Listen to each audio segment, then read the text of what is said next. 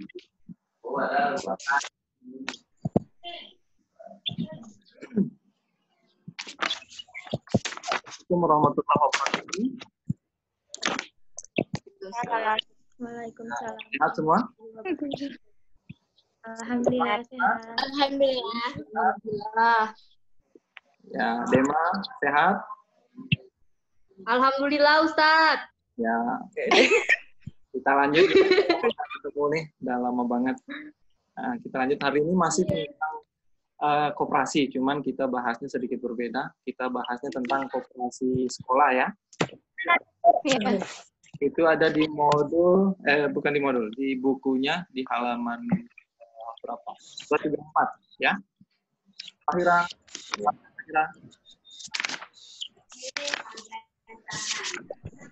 Ya. Sambil merhatikan merhatikan modul bukunya, ini diperhatikan layarnya aja ya. Slide-nya sudah saya rangkum di sini. Oke. Ini bisa dilihat di buku di halaman 234 sampai 243 ya.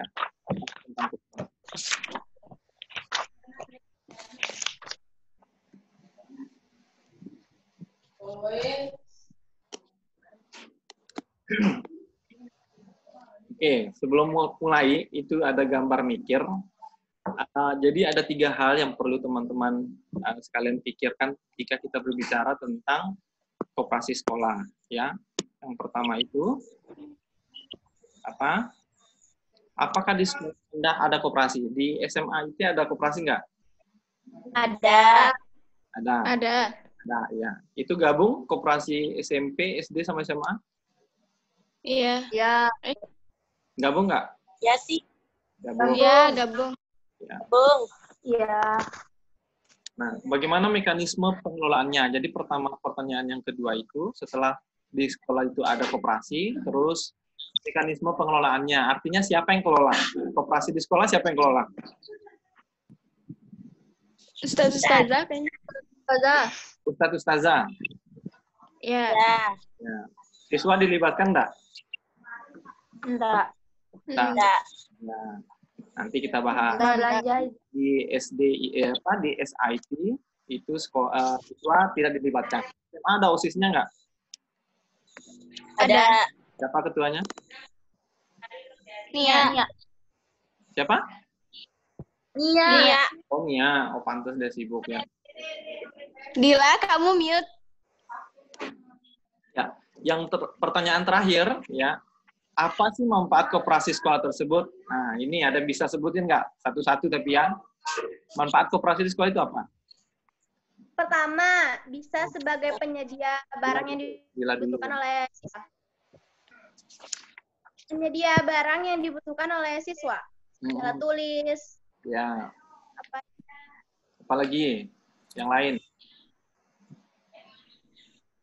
Untuk apa ya? Lanjut, Messi dah.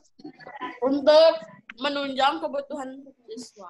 Menunjang kebutuhan siswa. Sama ya tadi. Baru kelihatan. Nyediain alat tulis, buku. Ya. Salah satu manfaat. Bisa juga bantu orangnya yang jaga koperasi, Iya, misalnya menambah penghasilan. Penghasilan. Iya kan, bener. Iya. Itu yang jaga koperasi guru atau bukan guru? Meningkatkan kesejahteraan warga sekolah. Bukan guru. Bukan guru? Warga sekolah itu. Orang luar ya? Iya. Ya, enggak ngajar. Oh, enggak ngajar, oke. Ya. Jadi itu 3 pertanyaan yang perlu dijawab sudah tadi kita bahas. Pertama sudah, apa ada koperasi? Ada. Kemudian Ada. pengelolaannya, siapa aja yang hanya guru dan pegawainya ya. Kemudian menyediakan sekolah. Ya.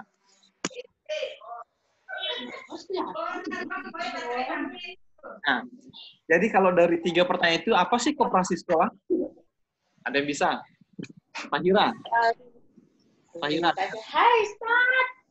Koperasi sekolah adalah koperasi yang didirikan Di lingkungan sekolah. Ya, baca di buku ya. Ini lagi belajar. Ya. Benar koperasi sekolah. Kita lihat beberapa gambar koperasi. Ya.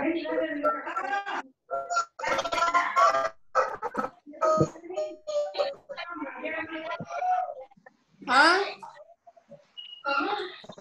Nah, benar ya. Jadi koperasi itu adalah koperasi yang dibuat atau didirikan di lingkungan sekolah. Mama diam. Nah, anggota koperasi sekolah itu adalah siswa yang ada di sekolah atau di SIT ya, SMP, SMA sama itu. Semuanya sudah jadi anggota. Oke.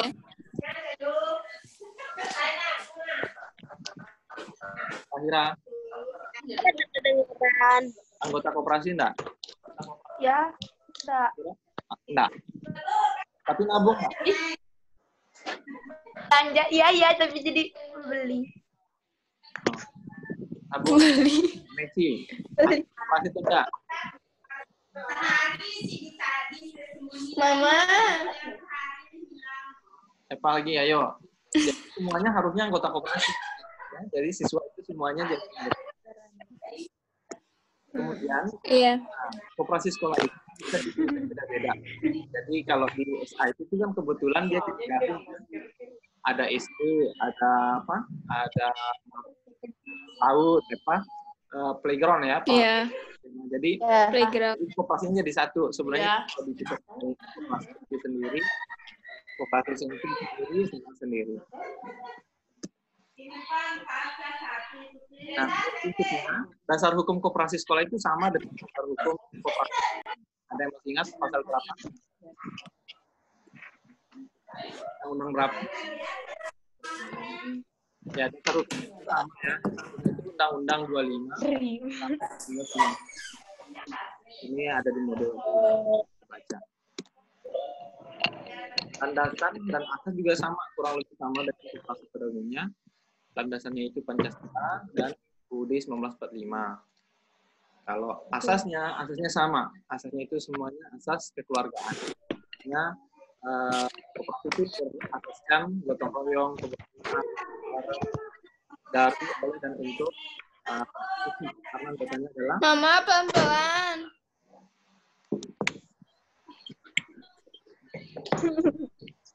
nah, itu satu prinsip sama dengan koperasi pada umumnya, koperasi sekolah.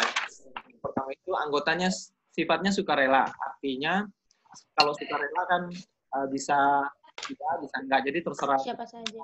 jadi anggota. Kemudian pengawasnya itu adalah anggota. Anggotanya secara demokratis. Jadi pengawas koperasi itu dari anggota koperasi juga. Nah, prinsip berikutnya itu anggota berpartisipasi aktif. Artinya kalau di koperasi itu yang aktif ya anggotanya. Kalau anggotanya enggak, berarti koperasinya nggak aktif. Ya, kemudian untuk badan usaha koperasi itu adalah swadaya. Swadaya artinya itu murni dari anggotanya. Jadi pengurusan dari anggota dan dia independen. Nah, selain itu koperasi juga punya fungsi lain. Prinsip lainnya itu adalah memberikan pendidikan dan pelatihan buat anggotanya. Ya. Jadi misalnya ada pertemuan di tingkat kabupaten, kemudian minta untuk berpartisipasi. Jadi sekolah bisa ngirim perwakilan dari sekolah tersebut untuk diikutkan pada kegiatan. Bisa juga pelatihannya itu dari pengurus koperasi yang ada sekolah, ustazahnya atau sekolahnya. Nah, karena koperasi itu didirikan oleh siswa dalam hal ini, maka koperasi itu harus melayani siswa secara prima, nggak boleh malu-malukan, nggak boleh ogah-ogahan, karena anggotanya sebagian besar adalah dari siswa. Ya, prinsip lainnya yang terakhir itu koperasi harusnya bisa bekerja. Jadi koperasi sekolah karena dia ada di sekolah, dia nggak mesti hanya berkontribusi terhadap pembangunan di sekolah. Dia juga harusnya juga bisa berkontribusi terhadap masyarakat sekitar. Kayak sekarang nih, kira-kira bentuk kerjasama apa yang koperasi di SMA IT atau SD itu kita melakukan kerjasama Dengan siswa, dengan siapa, Mister? dengan masyarakat di luar sekolah. Oh, itu kan dia dapat bahan-bahannya atau makanannya itu kan ada dari orang. Ya. Ya, titip. Mama. Titip gitu. Jadi dia Enggak. itu taruh juga barang bisa. Bisa Udah sih. Udah sih. Ya, betul. Jadi itu salah satu bentuk kerjasama koperasi sekolah. Maksudnya agar masyarakat di sekitar atau Ya, memberikan peluang kepada masyarakat sekitar dengan titipin jualan, titipin snack, titipin makanan, dan lain-lain. Boleh itu, dibolehkan. ya. Oke. Lalu itu ada beberapa alasan. Yang pertama itu membekali siswa untuk bisa praktek. Jadi harapannya siswa itu bisa langsung praktek berkooperasi. Ingat koperasi itu asal katanya dari bahasa Inggris ya, cooperation. Ya, cooperation artinya bekerja sama. Jadi harapannya dengan ikut berpartisipasi, siswa itu bisa langsung praktek bagaimana sih berkooperasi atau bagaimana sih bekerja sama. Itu salah satu alasan. Kemudian alasan berikut itu menumbuhkan jiwa setia kawan, saling menghargai, gotong royong, kesamaan derajat. Nah, karena anggota koperasi itu kan semua siswa nih. Nah, kerjanya tergantung kerjanya anggota. Kalau anggotanya nggak kerja, koperasinya mati. Nah, itu maksudnya kawanan. Kalau kita kawan, gotong royong, kerjasama, saling menghargai, maka itu baik. Menunjukkan serta demokrasi. Nah, ini sebuah demokrasi, kreativitas, kemampuan. Jadi begitu ada pertemuan itu bersifat demokratis. Semua pendapat harus didengar dan semua diakomodir. Kemudian mengasah kreativitas. Nah, kaitan dengan kreativitas, kalau teman-teman siswa itu punya punya ide, punya masukan buat koperasi untuk berkembang, ya udah silakan disuarakan, disampaikan kepada pengurus. Ya, jadi koperasi nggak melulu jual ATK, nggak melulu jual buku, pulpen, tapi mungkin ada produk-produk lain yang bisa dijual, yang bisa dimanfaatkan oleh anggota di sekolah tersebut.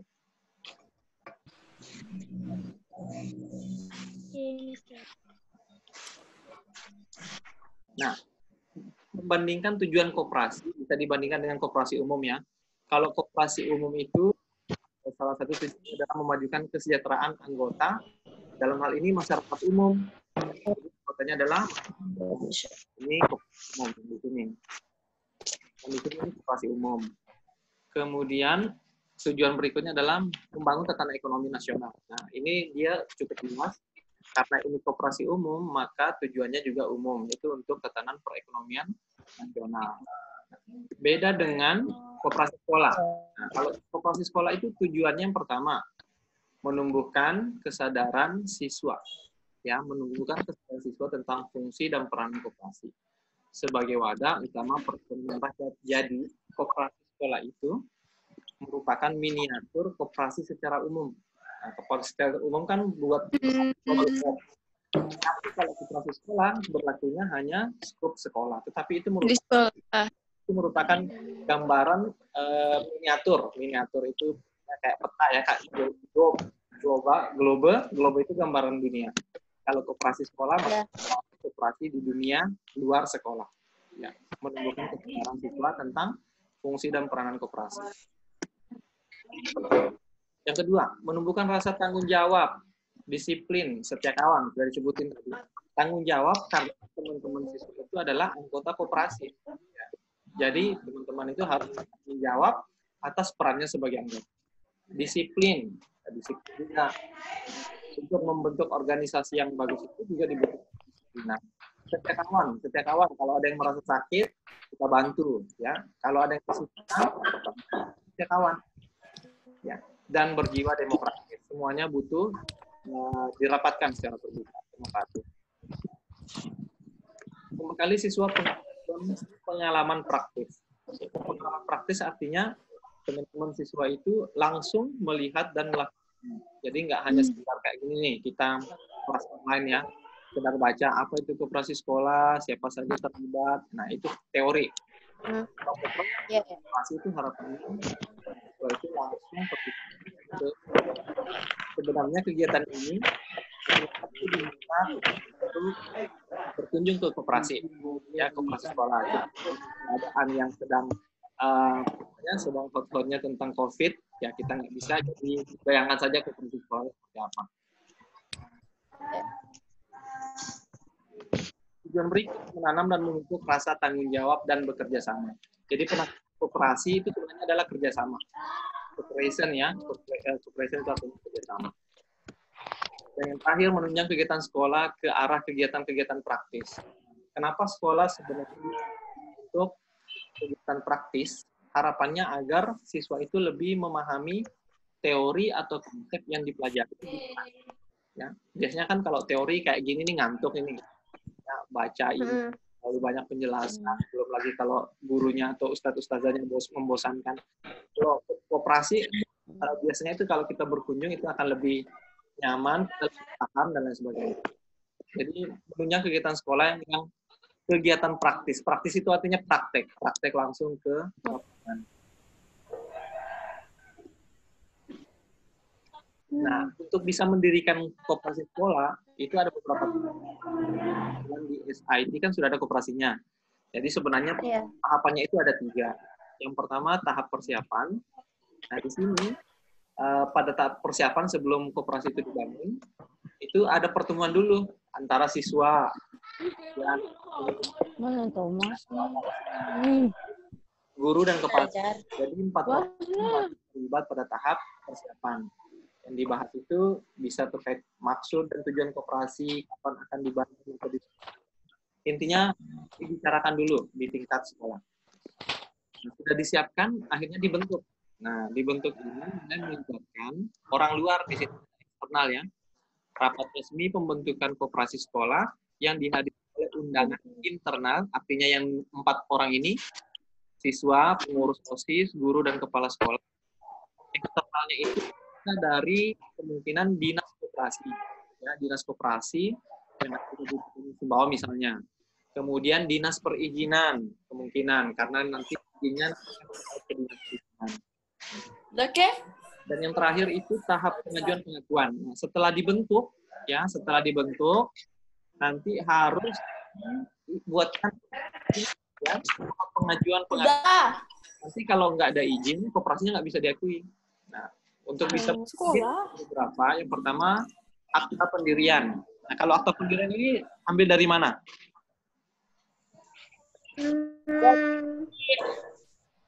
Dari akta pendiriannya dapat dari Dari umum.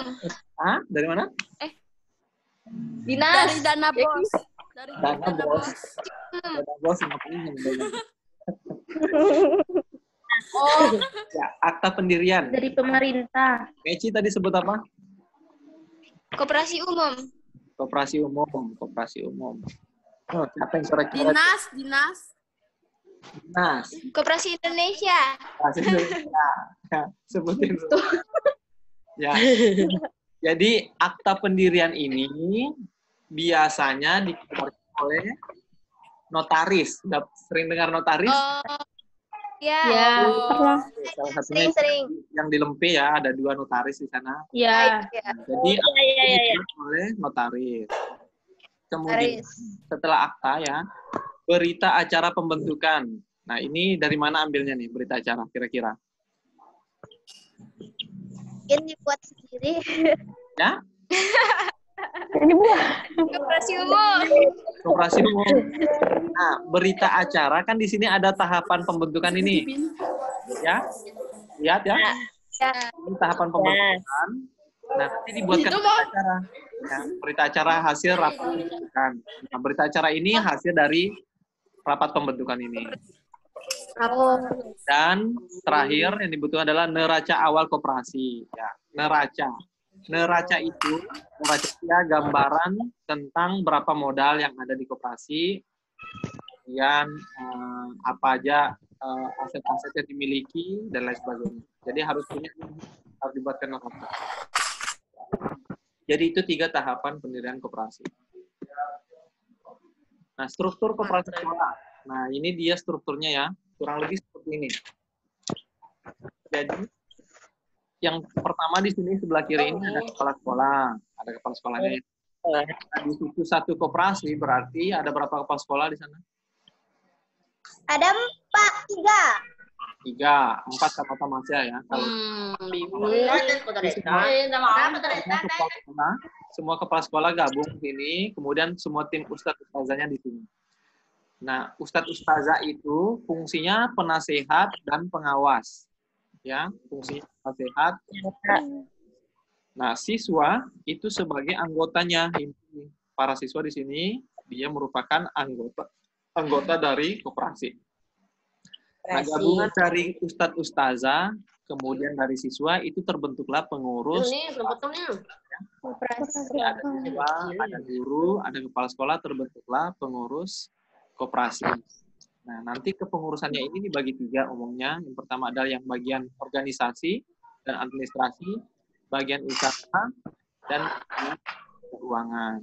Nah, pertanyaan satu. Ini sudah ada ya? Siapa saja yang ada di bagian organisasi, di bagian usaha, di bagian keuangan?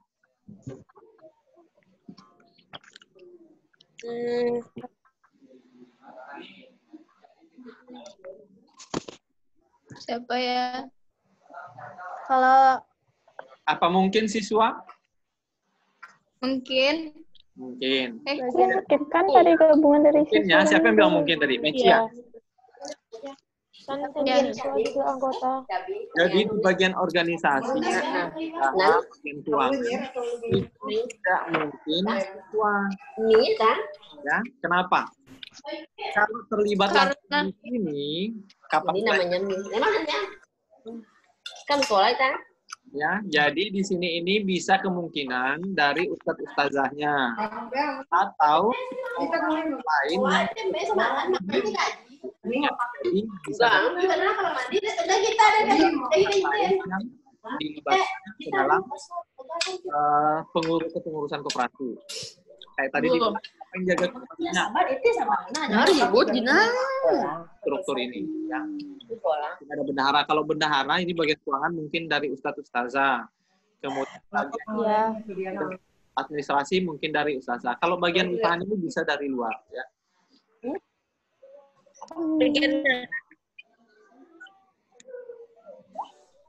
Ya, modal. Kita sekarang ngomong tentang modal nih, modal koperasi sekolah. Kira-kira ada yang tahu modal koperasi sekolah itu dari mana? Dari modal sendiri dan modal pinjaman. Dana bos. Modal sendiri dan modal pinjaman. Modal pinjaman. Nah, kalau modal sendiri itu maksudnya dari mana? Dari anggotanya. Mungkin dari sekolah. Sekolah pusat. Dari dana bos. Dari dana bos. Apa sendirinya ini?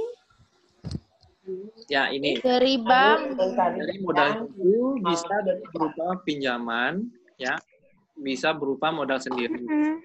Kalau dia pinjam, itu bisa dari anggotanya. Misalnya nih, Meci mungkin orang tuanya mampu, koperasinya di Meci, jadi bisa pinjam di Meci, ya. Atau pinjam ke koperasi lainnya.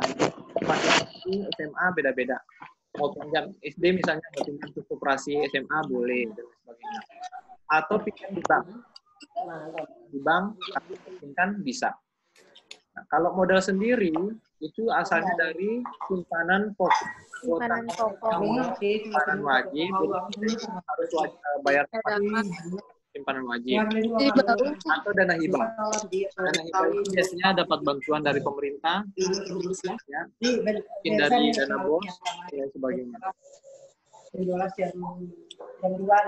SHU itu sisa hasil usaha.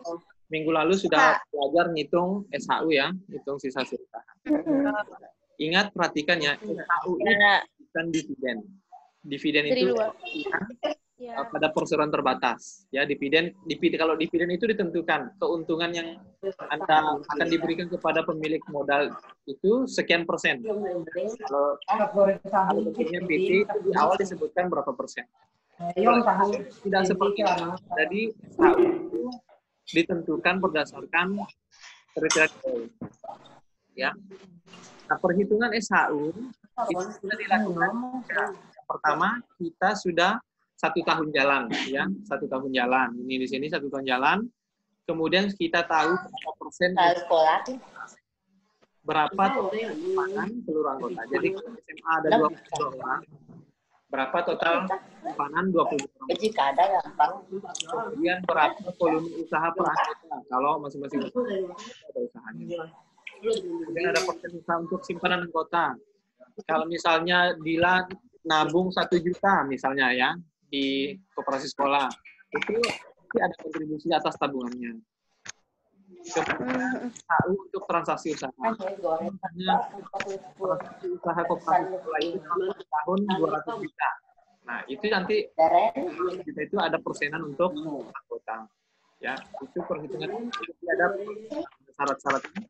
Pertama sudah 1 tahun jalan, kemudian ada persentase SHU, ada total simpanan. Ini adalah total informasi yang harus kita punya untuk bisa berapa SHU.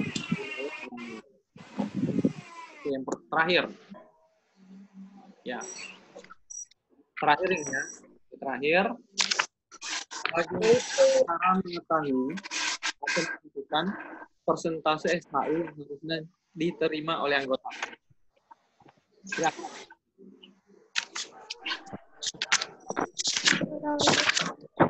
SHU, presentasi SHU.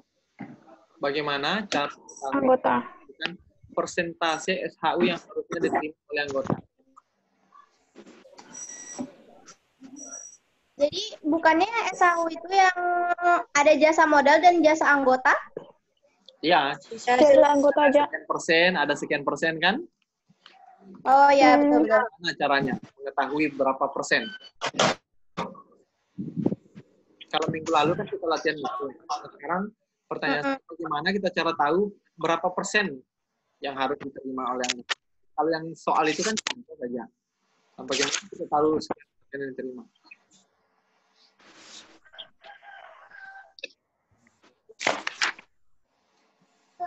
Paham kan pertanyaannya?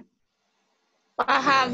Nah, SHU minggu lalu misalnya, Tapi tidak tahu misalnya 15%, 10%, 20%. Nah, gimana kita cara tahu berapa persen yang dipakai? Yang nyata bisa? Ya? Yang di apa yang dipakai? Ya, berapa persen? Yang diterima. Dari mana kita dapat angka persen itu? Misalnya 10% atau 50% atau 20%. Bagaimana cara tahu? Coba Anu, dari SH.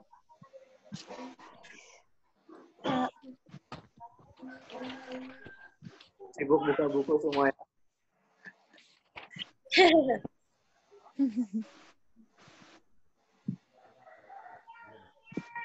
Anu sih.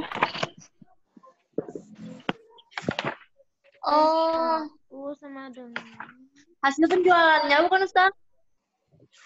Laba bersih. Anu SHU jasa anggota. Anu Nah, SHU anggota per Anggota. penjualan gitu dikali 100%. besar persentasenya gimana cara tahunya? Iya, itu mereka ada yang beli. SHU anggota per SHU jasa modal dikali 100 enggak? Iya, betul. Cuman itu kan rumusnya. Sekarang yang saya tanya Iya. itu besaran persennya berapa persen dari total modal misalnya. Kan saya bilang tadi misalnya 10% kah, 15% kah, 20% kah, itu kita dapat jumlah persen itu dari mana? Yang 10, 20, 15 tadi gimana cara menentukannya? Dari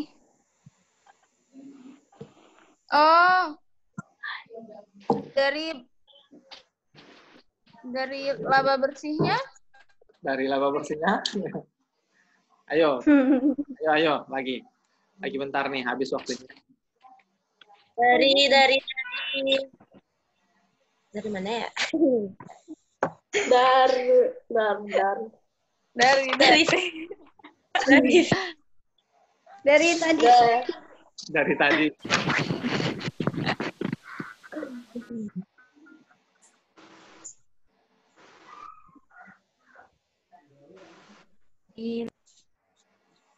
Dari mana ya? Dari cadangan koperasi. Nyerah. Ya. Dari jumlah uangnya. Dari apa? Dari Dari cadangannya. jasa penjualan. Dari total penjualannya, Ustaz. Ya, dari total penjualan, apalagi? Dari cadangan. Di jasa anggota total penjualan sama besar belanja. Ya, Salah. itu rumusnya itu. Itu rumusnya. Astrid Jumlah sama besar persennya itu loh, jumlah besar persennya itu dari mana menentukan? Dari jasa modal anggota. Dari rumus. Dari apa? Dari penjualan. Penjualan. Ya. Nyerah. dari mana Mister nyerah? Ya, nyerah ya. Nyerah. Jadi, untuk bisa tahu berapa persen yang diperoleh seorang anggota itu ditentukan pada saat rapat Pengambilan Kesepakatan. tahunan, ya. pengambilan keputusan. Ya, pengambil. Kesepakatan. Nah, siapa pengambil keputusannya? Dila. Ya, Dila betul, ye. pengambil keputusannya sekolah. kepala sekolah. Muslim. Kepala sekolah. Anggota, bukan. Ingat ya, koperasi itu ingat, koperasi itu adalah Itu ada anggota, strukturnya tadi. ya, anggotanya apa? Koperasi itu adalah lembaga atau organisasi yang anggotanya adalah dari, oleh, dan untuk anggota, ya, anggota. Jadi, ya pengambil keputusan itu adalah anggota. Semua anggota. Dan anggota tahunan namanya.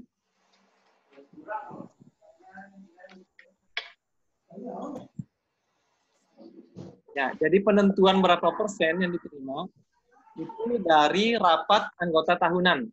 Ya, jadi kalau tutup buku itu biasanya di akhir tahun ya. Itu nanti ada rapat anggota tahunan. Jadi rapat dulu, setelah rapat dibahas, kita dapat untuk apa? Penjualan sekian selama setahun. Nah, di rapat itu ditentukan berapa persen kita kasih untuk anggota. Nah, itulah ditentukan. Yang menentukan adalah hasil rapat anggota tahunan. Jadi bukan sekolah. Itu merupakan pengurus juga nanti rapat bersama. Disepakati kira-kira berapa persen. Kita pinjam di Meci tadi 100 juta, kira-kira berapa kita kasih dia, berapa persen. Nah, itu ditentukan dari rapatnya. Ya. Paham ya? Persen yang dikasih itu ditentukan persen. Ya, kalau persentasenya sudah diketahui, baru kita bisa hitung berapa yang diterima oleh seorang anggota. Ya, baru bisa dimasukkan ke rumusan tadi yang disebutkan sekian persen dari total penjualan. Nah, itu rumusnya. Cuman kan kita belum tahu berapa persen. Ya, ada pertanyaan? Ya. Itu kalau koperasi di sekolah kita itu bisa disebut koperasi? Kalau dia ada akte tadi ada 3 tahap ya. Yang terakhir itu pembuktian. Kalau dia legal, dia punya izin. Kalau dia punya izin, nggak koperasi. Tapi kan enggak, siswanya tidak di situ. Enggak jadi anunya. Ikut andil. Jadi anggota. Yang ngurus. Mister itu bisa masuk disebut koperasi. Harusnya disosialisasikan. Memang siswa itu pada umumnya ya, sekolah itu tidak siswa itu tidak inform, dia tidak well informed, artinya dia tidak diinformasikan dengan baik. Ya, jadi dia menampung sebenarnya di koperasi. Mungkin siswanya nggak tahu karena mungkin dipotong dari bayar SPP dan lain sebagainya. Nah, ini yang harus kita sebenarnya. Koperasi itu adalah anggota daripada koperasi. Oh, miskomunikasi berarti. Pertanyaan lain? Komunikasi.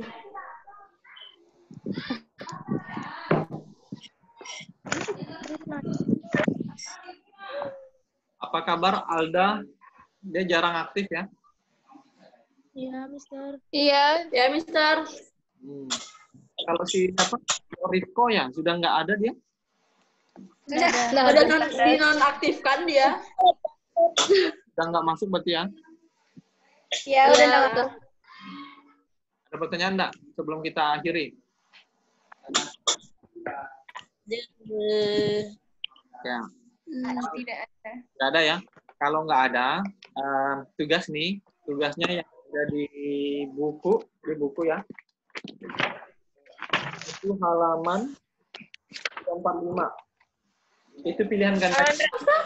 Ya, pilihan ganda di itu. Di halaman 25 sampai Iya. 246, 10 nomor ya. Itu pilihan ganda. Oke, Ustaz. Itu jawabannya sudah ada semua di buku, tinggal dibaca. Jangan ada yang sampai dapat benarnya berapa. 10 nomor isiannya enggak kan? 10 nomor pilihan ganda aja. Pilihan gandanya aja. Oke. Ya. Oke, Ustaz. Kumpulin kapan nih mau dikumpulin? Nanti malam? Sampai jam 11 malam. Oke. Ya, 11 malam. Dikumpulin sampai jam 11 malam ya. Oke. Ya, Oke, kalau Ustaz. pertanyaan kita akhiri dengan mengucapkan hamdalah. Alhamdulillahirabbil alamin. Alhamdulillah. Warahmatullahi wabarakatuh. Makasih ya. Ya. Siang. Ya.